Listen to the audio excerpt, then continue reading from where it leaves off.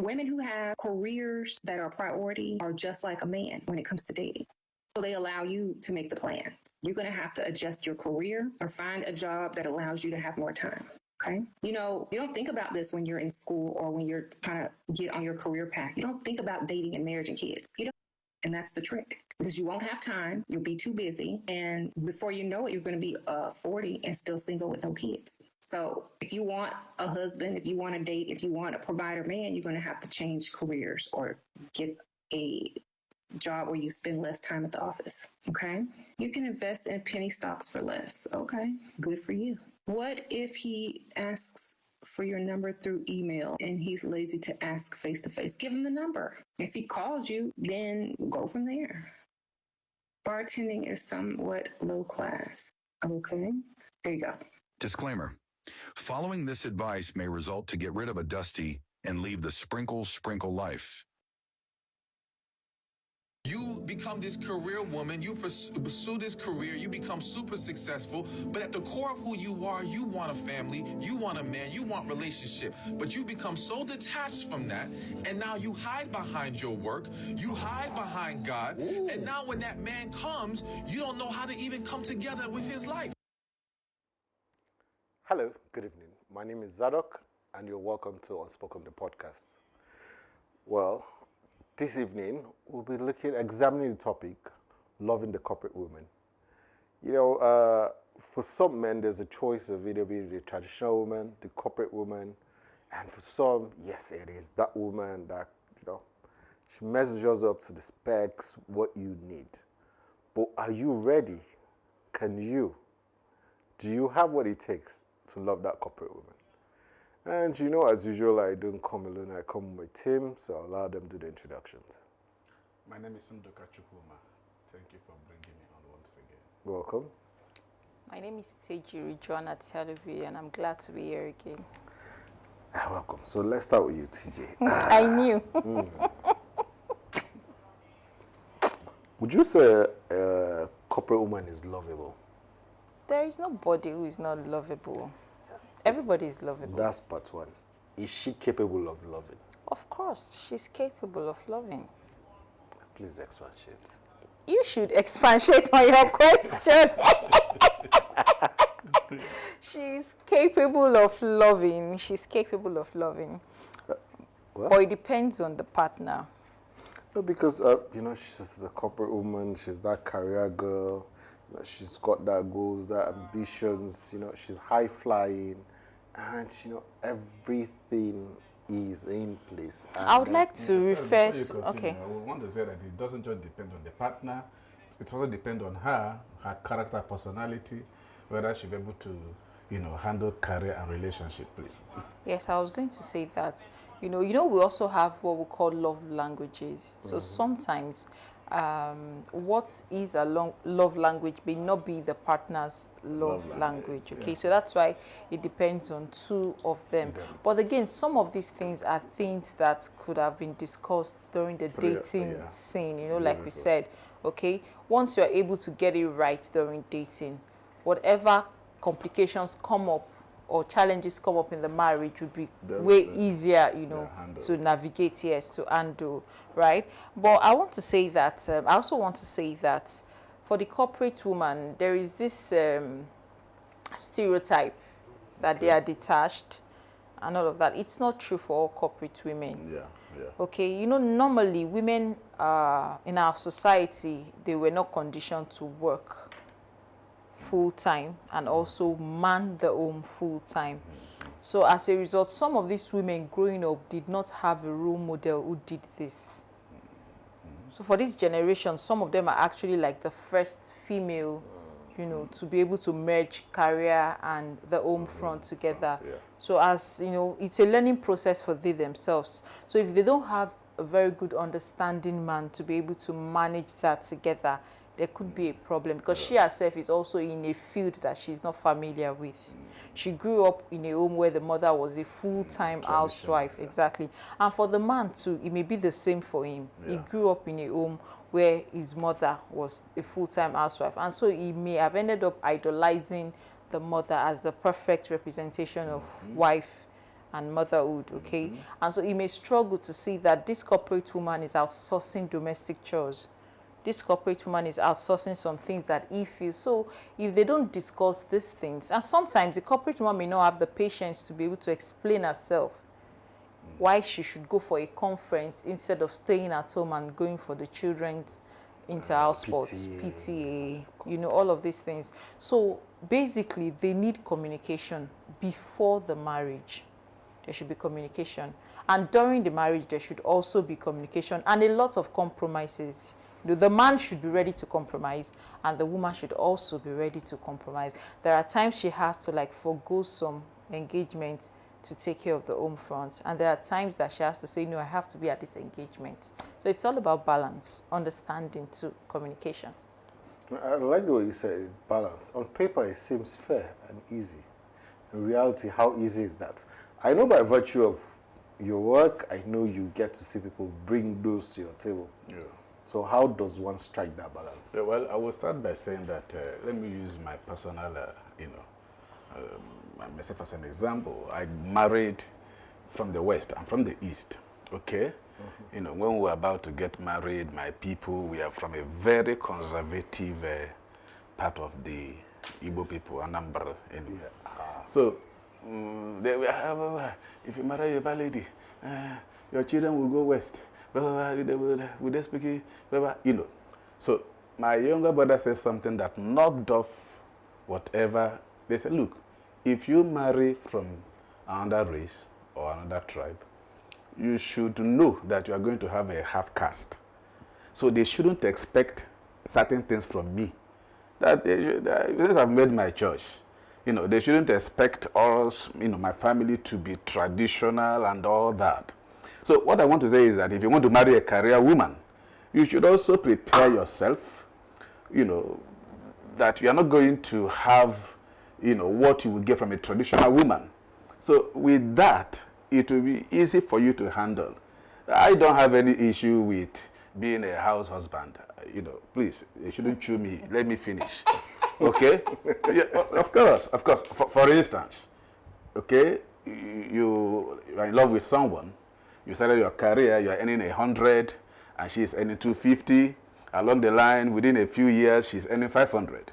Now, when you get married and children begin to come in, and you leave home by 7 or earlier than that and come home by 6, who do you expect to leave work and, you know, come and do the school runs and all that? It doesn't make any economic sense for me to say, because I'm the man, I should be the one working and she should come home. The only thing is that I'm not going to come and sit at home. Okay, if I leave that job, I will look for another job that will give me time to do the runs, or I will start a business, my personal business. So what I want to say is that if you want to marry a career woman, you should prepare your mind to make sacrifices, to adjust.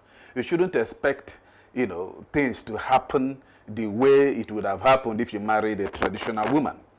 Do you understand what I'm saying? So, like my sister said, these are things you talk about before you go into then after talking about that, then when things begin to unfold, it will be easy for you to navigate through that.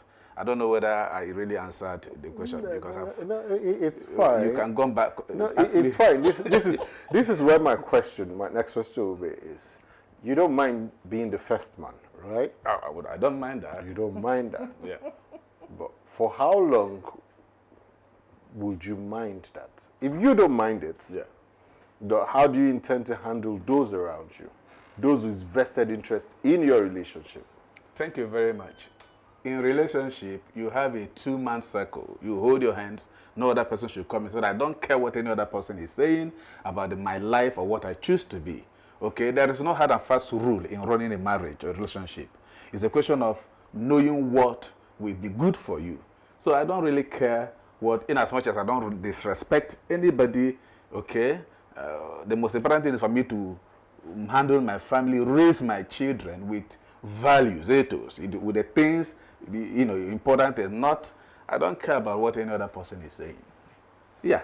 But we're in Africa. Yes. You will have assumed that he has eaten vegetable now. Yeah. And And you don't forget that you're coming from another tribe, so like those Yoruba people might have. You know what? You know what you Excellent. just said now. Yeah. Vegetable. In fact, they call it simping. That is how love should be. You simp Yeah. for me, I simp for you. That is it. It's a two-way thing. If you can't be vulnerable with me, you can't be free with me, you can't simp for me, how else can you express your love for me? Okay? I might just be afraid that you might just use that just that one time we have this disagreement. The issue here is not about her, it's about what people are saying. Yes. Okay? So that is what I'm trying to. You don't go into marriage as a boy. You go into marriage as a man. You should know what you want. You should stand by what you want. You shouldn't allow what traditions or norms, so to say, Or ego. But we're part of a society, and there are Yes. societal expectations. There are expectations of you as the man. Yeah. So you will go against every known convention as long as your family is In intact. as much as the, in quote, non-convention doesn't, help me, why should I go for, Now, I understand where I come, like I said, I have a personal history, so I know what I'm talking about. Initially, some people will begin to, try to cut you off, maybe family members, but along the line, they will still come back. I am telling you personal experience, okay? They will still begin to come back and, oh, these people, they are doing well. They love, nobody, you will love someone who is succeeding, okay? So they are free to have the opinion or to do whatever they choose to do, just as I should do whatever I, but when you begin to succeed, they will come around. How do you think they will react to a video of you doing parana, taking the parana to our office, while you are meant to be at work? You are the head of the family. Yeah. But you are the one taking parana to our office. Maybe because, like you said, she's beginning to earn 500, you're beginning to earn 100. So she's become more of the major breadwinner, and then you have to step back because you probably, you probably had that understanding. How do you think that will be viewed in certain quarters? Now, I'm a pastor, right? When I talk from the scriptures. I want to say that I must run my life based on biblical principles, not on what people are expecting of me. If you try to run by the people, you will crash, okay? Like I said, there is no hard and fast rule in running a home or a marriage. You have to do what will benefit you, what will make you enjoy your partner, okay? There is nothing wrong in doing anything in marriage, nothing wrong, in as much as it makes you happy and gives you your family peace, okay? Nothing wrong, much more than that. Like I said, okay, for instance, now, you want to get married, the lady is living in a beautiful house and you are living in a room and parlor. Is it because you're a man, you should pack and come into the... Is that not crazy? You should leave and come into your... Because you're a man. This is why we should grow. Our society should grow. We should listen to programs like this so that I know someone who lost a gem, a friend of mine. Okay, in fact, he's even older than me. He lost a... I wouldn't give details because we are on air, right? But what I want to say is this. It is stupidity for me to say because I'm the man, oh yeah, come and suffer. You have to leave that place and come and live in a room and parlor apartment with me. I mean, let me add to that. This Gen Z couple, Simisola and Femi Dapson, he's been receiving hits on Twitter and he's been giving them gbas-gbos, his wife loves to be loved in a certain way. He has to show her off. He understands it and he loves her loudly. She loves surprises. She loves date nights. She loves these giftings and all of this. So he does it for her effortlessly. And then they started tagging him. In fact, he did a billboard for her on her birthday, or February 14, thereabouts. And then they started tagging him simp, and all of those things. And he said, when you reach your own turn, love and the way you want love. Leave me, let me love. That's a Gen Z guy doing that. Some men have this opinion when it comes to corporate women. And it's at the bottom the motivation or the root cause of this is control, need for control. You know, they believe that leave it at the office. You can't meet an intelligent woman who is thriving in her place of work, in her personal life, in her finances, in her businesses, you know, and then you expect that when she comes to the relationship, she suspends her intelligence. And, you know, it's not done that way. That is why I would always advocate for men to develop themselves such that they are able to communicate with these women, okay, on the same level, so that they don't feel intimidated by normal conversations, okay? For example, I'm a manager in my company, and when people give me proposal, I ask questions. How do you intend to raise funds for this? Okay, what are the possibility of this becoming successful within the next 5 months? Is this sustainable? What do you want to put in place? Of course, I'm not going to suspend that when it comes to my relationship. For example, if we want to plan a business together and he's telling me that, one of his friends said that this thing is very lucrative. And I'm like, oh, okay, what study have you done on it that backs up? Bagbe, ọ̀rẹ́ mi ò lè san mí jẹ. Ajé, I no go drop my money. I no go drop my money. You get? But it will not become a problem. Yeah. But aren't you in love? I'm in love. I'm not stupid. I beg.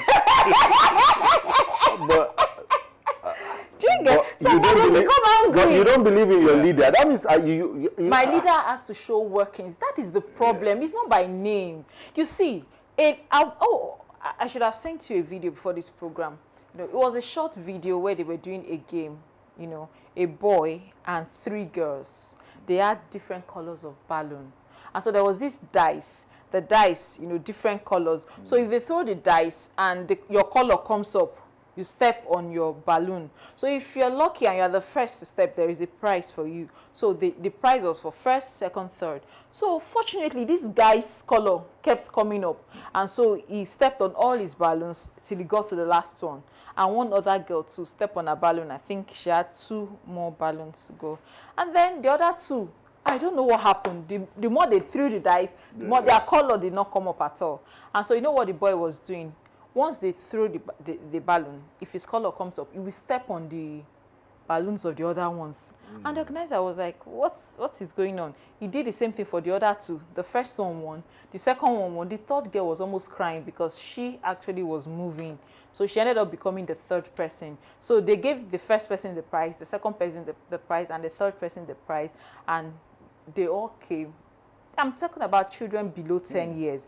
The 3 girls came and gave all the prize to the guy. These are children. And it's the same thing, dynamics within a man and a woman. If you look at God, God said the man should love the wife like Christ loved the church. Most men don't understand this. When you love, it is sacrificial. You don't need me to love me first. You don't need my behavior to love me first. But most men will say, if you submit to me first. No, Christ died for us while we were yet sinners. He didn't wait for us to come to him first. So you don't need me to. It is when I see the way you love me, it tells me, oh, I'm safe with this guy. He's sacrificial, he's understanding, he's compassionate. He does not tolerate my bullshit. Do you understand? He does not pamper my insecurities, you know. He tells me straight, but he's kind with it. They will go for even if the man is not so wealthy, they will go for those kind of men. I'm telling you. But when you see a man who is bent on asserting control, what ti máa ń sọ pé tó bá ti ń ṣe ní ọ́fíìsì ẹ má máa gbé wá sínú ilé yìí èmi ni lórí oko bamba. Yeah, but Lion of the tribe of Judah. Oh. Well, you said something. He's the head of the house. He is, truly. He's not Christ. So he has his flaws. But Christ said, love like. He has his flaws. Now, you know that one of the things with men is our ego comes in, it steps in. Yes, we like our ego massaged and cool. So shouldn't she, knowing fully? Now, you gave an example of a couple. The woman loves to be loved loudly, and the man goes all out. So a woman then finds herself in a relationship with a man. A corporate woman finds herself in a relationship with a man who wants his ego massaged at every time. Shouldn't she do the same? If she's capable of doing it, she should not go into the relationship with the mindset that she's going to change him. If she can't do it, she shouldn't enter the relationship in the first place. Okay? Let's be fair, let's be sincere with ourselves, all right? So if we know that we are not capable of giving our partners what they want, we shouldn't go in with a mind to deceive them. And I think that's where desperation comes in sometimes. Well, for me, if I'm in the situation where my partner is insisting that I come and invest in a scheme that I know is not viable, I'm just going to say, oh, mo love you, irú nǹkan báyìí náà mo máa ní interest sí, but mi ò dẹ̀ wá ní owó ńlẹ̀ o. There's owó ńlẹ̀ o, màá wá wò bẹ́ẹ̀ mo lè rí owó yá. You get? So if the money is demanding for is like 5 million, I know that I could do away with 200,000. I will support him with 200,000. And I will massage that ego very well for him if that is what he wants. But of course, I don't want to end up with such a man. So so imagine that you tell him you don't have that time. Okay, so how would you, we will go on the break shortly, but I want you to answer this. So how do you feel? She tells you and then she gives you 200,000, right? And then she's trying to show you something, you're having a date, and she's trying to show you something on the phone. You will not see and it. Then, wait. Forget, if I tell you that you have 200. And then that alert then comes in. Bam. And then you see 17,970,000.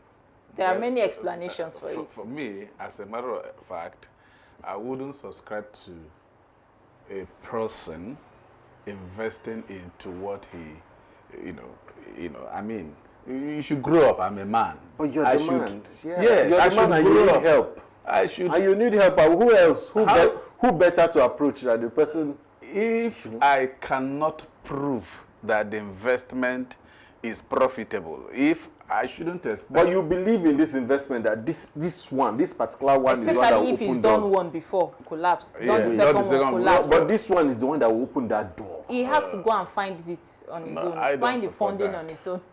I don't support that because I'm also training my daughter to be objective, to be critical, to, so I wouldn't want how to fall into the hands of that kind of a man. You see? All right, we'll go on a quick break and then we'll explore other parts of this later.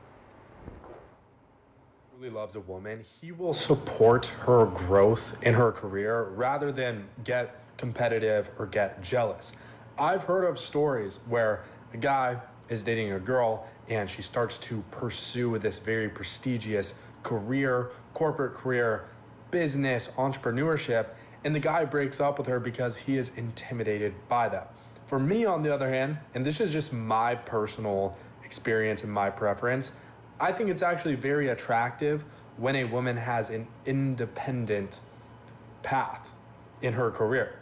I find that very attractive. Now, some guys are different. They want to feel like the main breadwinners. However, if a man truly loves you and you are passionate about this career, attaining some sort of great height of success in your business, going to med school, going to law school, if he loves you, he's going to support that to the max and do anything that he can to make you feel emotionally safe. If he doesn't, he's going to get all jealous, he's going to get competitive, and that's not necessarily something that you want. And lose them. Never invest a single emotion into a successful corporate woman. They are nothing but trouble. They love calling another man boss. And they're not worth one single calorie or emotion from you. Not one. The career woman trap. Her success costs her love. The more successful a woman becomes, the fewer men that she's going to attract. But hold on, what do I mean by that? Pay attention to this word. A lot of women crave hypergamy, meaning they prefer a man that they perceive as above them in key areas like status, competence, income, leadership, and direction. And this is the truth that nobody wants to tell women. As a woman climbs the professional ladder, the number of men, they shrink, and she's biologically wired to want a man that she can look up to. So her dating pool gets even smaller. Most women aren't attracted to a man that they feel that they're ahead of, even if he's kind, even if he's loyal. If she can't respect him, she's not going to crave him. So what happens after this? She starts looking around, and the men she wants are either not there or extremely rare, and the rare ones are usually taken, or they have endless options. And then she settles, but not emotionally. Strategically, she picks the passive guy, the safe guy, the guy that she can manage. And at first, yeah, it's peaceful, but then it feels boring. Then she loses respect, then she loses attraction, and she starts treating him like crap. Now add the second problem. To win in a competitive career, she has to live in the masculine traits. She just has to. Assertive, hard, aggressive, always proving her worth, always pushing forward, and then that becomes her identity. So turning it off at home isn't just going to happen because those traits start to linger. And now most high-value men, they don't want a boss babe they have to compete with at home. They compete all day. They want peace, softness, warmth, receptivity, and they want polarity. And career women struggle to give them that. So choose what you want most because you won't be able to have both without paying some sort of price. One often comes at the cost of another. You won't be able to dominate at work and then suddenly soften at home. That would take major work and rewiring. So prioritize. Decide what matters more than you and give that your energy. The choice is yours. This is gonna sound wild, but there is nothing I love more than turning a corporate babe into an idiot. Listen, let me land. When I tell you, girls that have their lives together, they deserve date nights the most. And in particular, dinner dates. Now, I know dinner dates are notoriously known for being boring, but I promise you, you take a corporate babe on a good dinner date, she will be your entertainment. You will laugh like a baddie the whole night. They're in the office laughing at people's jokes all the time, conversing, small talking with people they don't want to. So they actually make for the best conversationalists. And if the day is going bad, you probably won't even know. Let me set the scene though. Fine babe sat across from you, smiling ear to ear because she got to play dress up and she's had the big free done. Now what you have to remember is these corporate babes, they're depended on 90% of their life. So if you can put her in a position where she gets to live her I'm just a girl life, you're in for a treat. That woman is going to lose her mind. Literally lose her mind. Some of the easiest signs she's in her feminine bag right now is when she starts experimenting with her cocktails. She knows her favorite cocktail is a lemon drop or a strawberry daiquiri, whatever it is. But for some reason, she wants to go for the Blue Lagoon. Inevitably, when hers comes out and you've ordered a strawberry mojito and she don't like hers, she's going to get a taste of yours. You're not getting that back. So now you have to order another one for yourself. And they're so cheeky. Like, they're never going to ask you, can I have yours? They're just going to be like, oh, yours tastes so much better. Waiter, can I get one more strawberry mojito, please? Thank you. And speaking of orders, if you don't hear these words, can I have 5 more minutes, please? You're doing something wrong, my boy. Hear me out, yeah? When a woman is doing, I'm just a girl, when she's in that bag, she should be struggling to pick between the salmon or the lobster, even though they're both fish. Through all of this, all you can do is laugh because, babe, someone has actually hired you to protect my iCloud storage. How? How are you a solicitor? How are you head of marketing? No. To all the corporate babes out there, if you haven't been taken on a date, you bloody deserve it. And guess what? We love you, stupid. Hello, welcome back. And we have a new guest in set. Yeah. Hello, good evening. My name is Itayo Ogini. Yeah, Tayo, welcome. So, Thank you. You've been listening to this conversation so far and the clips before now. Our corporate girls, are they worth it? Should you? You know, there's a man that says, do not invest your emotions. You know, they do yes, sir to their bosses. They will probably rate you, put you under a tremendous amount of stress. Go for a traditional woman. It's a tricky question, and if you look at it from different angles, yeah. So are corporate women worth it? That's not the right question to ask. Mm-hmm. So if you are going to any relationship with a woman and you decided, okay, this is who I want to spend the rest of my life with. So those are you should ask yourself some questions. What do I want in this kind of woman? There is no corporate woman, and if I say traditional or non-corporate woman, it's women will be the same basically. Like if you ask people who have been in different marriages, who have married, divorced, and remarried again, you know, I mean, I can use Quincy Jones as an example. One of the greatest producers. But when they asked him, when his daughter asked him a question and said, anything you would like to do differently in your life, and he said, marriage. So it doesn't really determine. It's not determined by if the woman is a corporate woman or else. However, yes, some men could feel, well, I say, intimidated by women in the corporate world, and for obvious reasons. A man who does his own business, you know, who like maybe self-employed, you know, there's a high propensity he might not earn as much as his wife, who probably is in one of the big 4 companies, or maybe in banking, or maybe a successful businesswoman. You understand? There is a high propensity, or well, sometimes it could just come up that he doesn't earn as much as the wife. That could bring some resentment from the man, and he kind of sees himself in a competition with the woman. That's one. 2, if the woman is even successful, and not even in the corporate world, it could bring out the same resentment from the man, especially a man who has some inferiority complex. So the woman being in the corporate world is not actually the problem.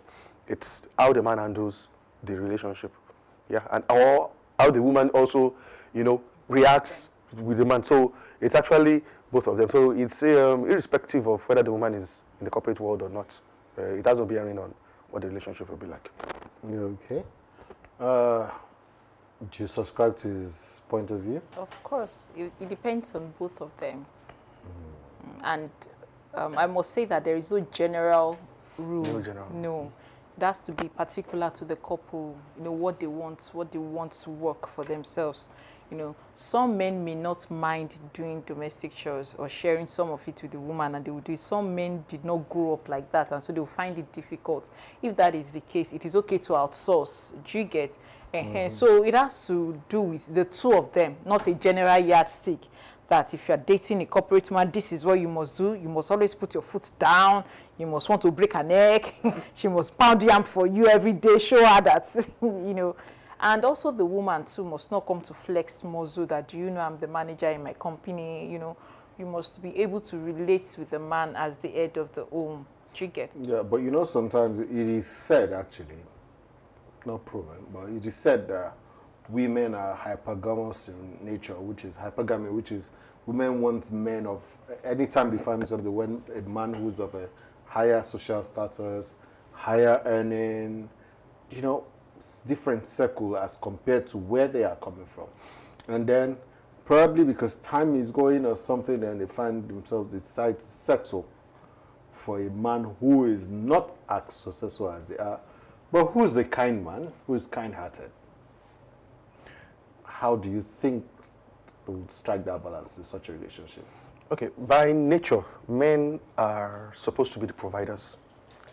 Hunter-gatherers of those days, you know, the prehistoric man, you know, they go out, they do hunting, they gather fruits and everything, and the woman is supposed to be the housekeeper. That line is like... blood now. It's not even blood. There could be reversal of roles. What if the man falls ill and stays in the house and can no longer provide? Of course, the woman now has to go out, like... Take over. Yeah, and take over, you know. I mean, penguins, for instance, the female lays the eggs and the male incubates it. You understand? So, but that said, a woman sometimes, because it's how society looks at it, if a woman is 18, 25, it starts becoming pressure from the family, you have to settle down, which I think doesn't make any sense. Yes. Honestly, does not make any sense, but that's another discussion. Another discussion entirely, you know. And the woman now starts, okay, what should I do? Should I just settle for this? And like some people will say, settle for, let's see. By, what do you call it? By, let me say, default, for want of a better word. Everybody gets married and lives happily ever after. But in the real world, it doesn't happen that way. You understand? Whatever is going to happen in the marriage, one still has to make it work. So, it doesn't matter, and some women too, yeah, because we should actually state this. Some women work in the corporate environment, they have male subordinates. Yes. And they feel, yeah, I mean, come on, I control so many men, starting from drivers, starting from domestic help. You understand? So, and they don't blur that line when they come here. But with a family, that's where you have to emphasize that. In the family, you have to still, do some things that makes your family work and work it out. Some people advise that for a couple, you should have a mentor couple who you talk to, and who can always whip everybody in line. You understand, when things like that happen. So, I would just say men should also don't get intimidated when women thrive in businesses or thrive in whatever they are doing. And same with the woman too, because see, sometimes when a woman just stays in the house, doesn't do anything, well, it's all the male. Apart from some men lording it over the woman in the house, the woman also feels, kind of, because some will have a very brilliant education and just sit in the house not doing anything. So find a way to just balance everything. Yeah. All right. So as a woman, you're in the corporate environment, you're doing well. You love your man the way he is. You drop the status as you're going through the door to your house, you drop the status outside, you go in, you do everything right. But after a while, you begin to feel like this man is beginning to resent me. Because let's say you just got promoted to the company secretary. Now, you know how it is, you are now C-suite, you get to travel more, and this is a multinational now.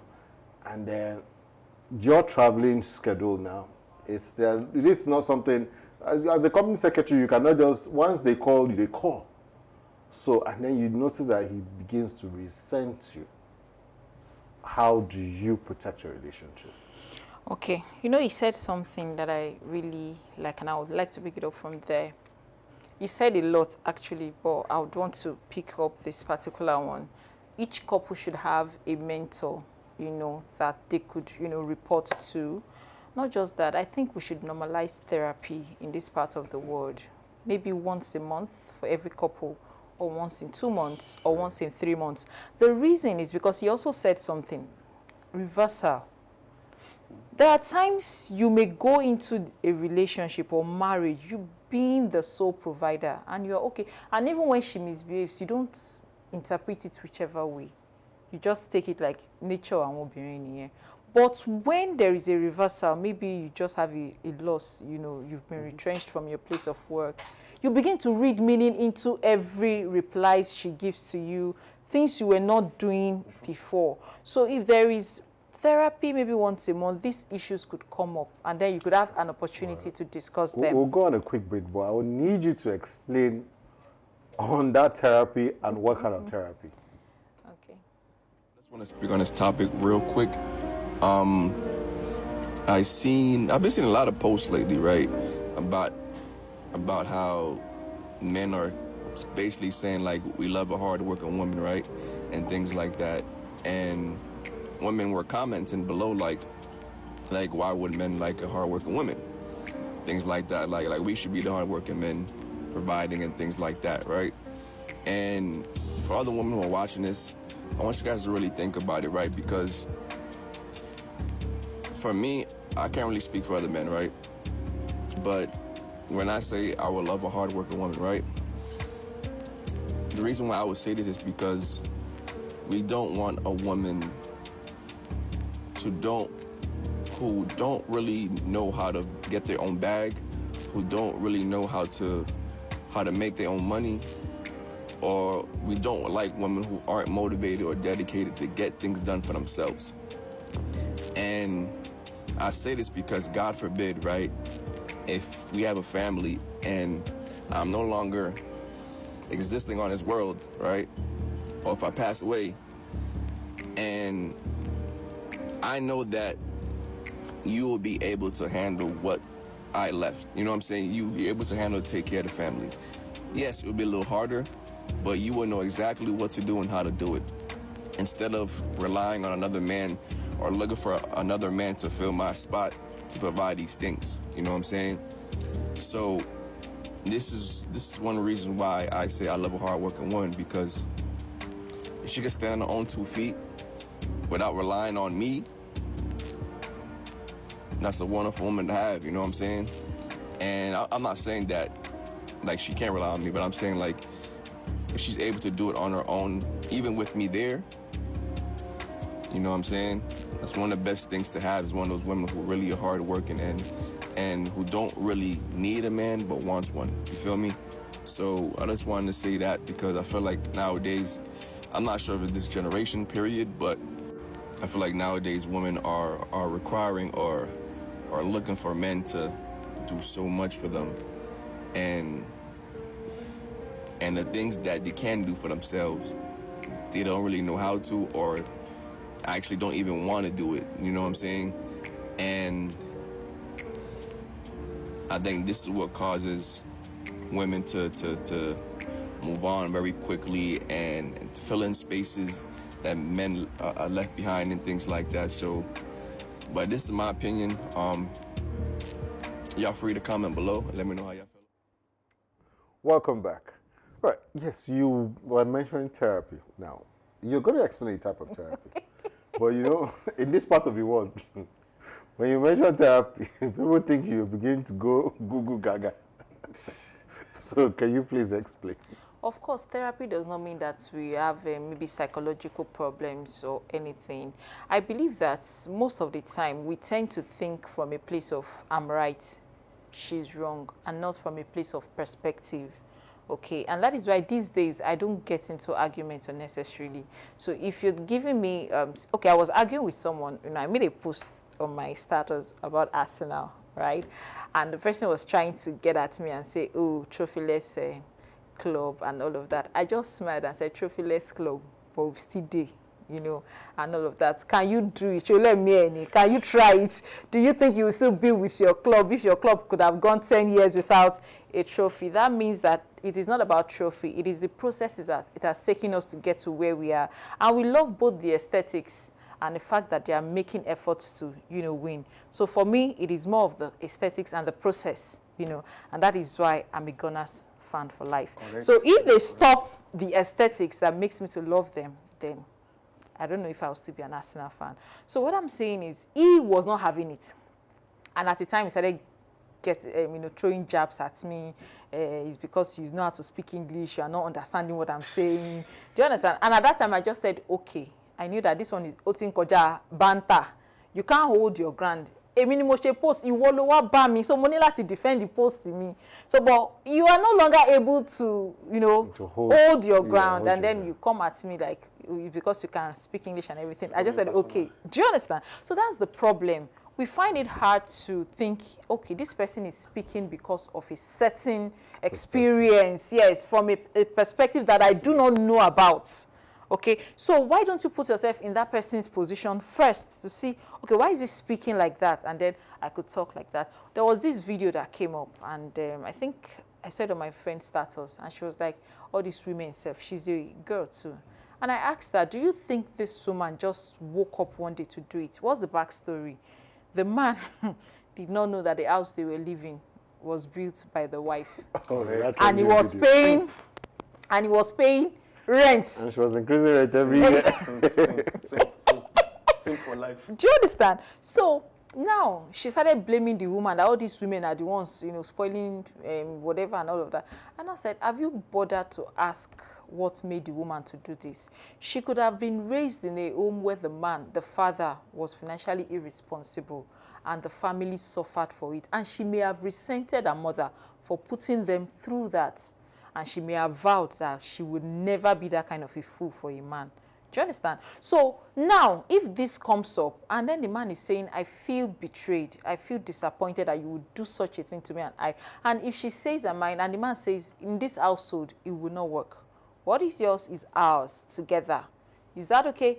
If she says no, then the man is free to take a walk. Do you understand? But if they do not talk about this, and you just keep blaming the woman, not trying to understand where she's coming from. And if the reverse is the case and the man is doing like that, I would also expect a communication between them.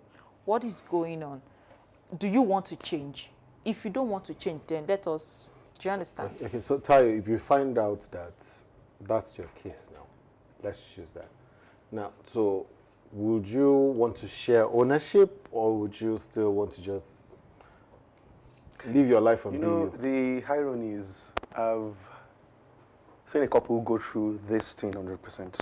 Honestly, that should be like roughly almost 20 years ago. I know you say, okay, give or take 15 years ago. And till today, the couple are not together. What happened? They are not together? No, they are not. It's even a terrible one. So I would be fast about it. Wife comes to husband, please borrow me money. I want to do some business. You give her 300,000 naira. And after a while, the woman completed a bungalow. Man gets to hear outside that the wife has finished building it house. See, no matter how we sugarcoat it, it's the height of betrayal. Let's be very, very factual. It's the height of betrayal. Let's reverse it. A man impregnates. You might say it's extreme. No, that's why I said if the reverse is the case. Well, I'm buttressing your points. I'm agreeing with you, but I'm also showing you another perspective. A man impregnates a woman. You might say it's an extreme and doesn't tell the woman. African law, a man can marry multiple wives, but he has another family outside. How would the woman feel? That's exactly the same way that man felt. I could see this up close and personal. The man was very, very angry. He was very, very bitter. And he felt, okay, he could handle it. Of course, he did the typical, sorry I said that, but so that people will know what I'm saying. But what happened was the woman moved out, and the man, they were living apart. How did it end? The woman got pregnant for another man. And their children, some of their children, have never gotten over that up till now. So, I will say it again. It's the height of betrayal for a woman to build a house without the wife knowing. Now, what if the man is a gambler? No. If the man is a gambler, that's why the woman chose a poison. Are you saying despite knowing that he's a gambler, she should tell him? I would always say in a relationship, in a marriage, do what's best for you. It's like a casino. Let your house always win. You understand? If the woman sees that the person she chose is a gambler, now when you say irresponsible, because that's what we hear. Irresponsibility is kind of relative. The man I gave an example, hardworking man. You understand? But for the woman, she saw that he was kind of frivolous with his spending.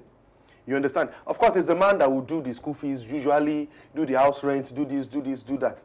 So let's look at it from his own perspective too. That if you came to meet me that I needed money to do business, and you took the money, you diverted it into building a house. It will put the man in bad light.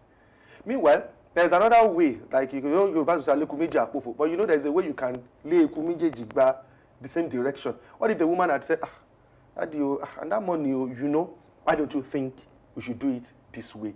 Don't you think that, okay, or even while building the house, see, man, that money I borrowed for business, I didn't use it for business.